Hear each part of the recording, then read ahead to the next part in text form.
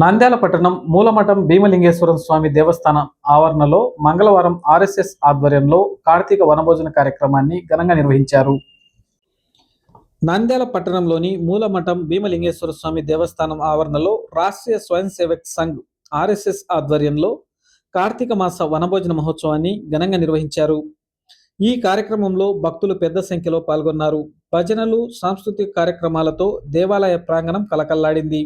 ఈ సందర్భంగా డాక్టర్ ఉదయ్ శంకర్ మాట్లాడుతూ, కార్తీక మాసంలో వనభోజనాలు ప్రాచీన కాలం నుంచి వస్తున్న పవిత్ర సాంప్రదాయమని, ఈ మాసం శివుడు కేశవుడి నామస్మరణతో భారతదేశమంతా పులకించిపోతుందని వివరించారు. వనభోజనం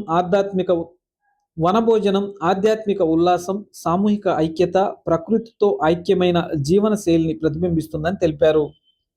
స్థానిక శాఖ స్వయం సేవకులు, భక్తులు, మహిళలు, పిల్లలు ఈ మహోత్సవంలో పాల్గొని సాంప్రదాయ వంటకాలతో వనభోజనాన్ని ఆనందంగా ఆస్వాదించారు. ఈ కార్యక్రమంలో డాక్టర్ ఉదయ్ శంకర్, గోల సుదర్శనం, మహేశ్వర్ రెడ్డి, రామ్ ప్రసాద్, వెంకటేశ్వర్లు, ఉమా మహేష్, కృష్ణ, హేమంత్, శ్రీను, గోపాల్ రెడ్డి, కేశవరెడ్డి తదితరులు పాల్గొన్నారు. నమస్తే. కార్తీక మాసం మొత్తం కూడా శివకేశవుల నామస్మరణంతో యావత్ భారతదేశం పులకరిస్తూ ఉంది. అలాంటి పవిత్ర కార్తీక మాసంలో వనభోజనాలు అనేది మనకు అతి ప్రాచీన కాలం నుండి వస్తున్న సాంప్రదాయం. దీనిలో మన కులాన్ని, ప్రాంతాన్ని, భాషల్ని అన్నీ పక్కన పెట్టేసి మనమందరం కూడా కలిసిమెలిసి ఒకే భారతమాత సంతానం, మనమంతా అన్నదమ్ములం, అక్క చెల్లెళ్ళం అన్న భావనతో మనం సామూహికంగా కలిసి మనం ఈ వనభోజనాలు ఏర్పాటు చేసుకుంటాం.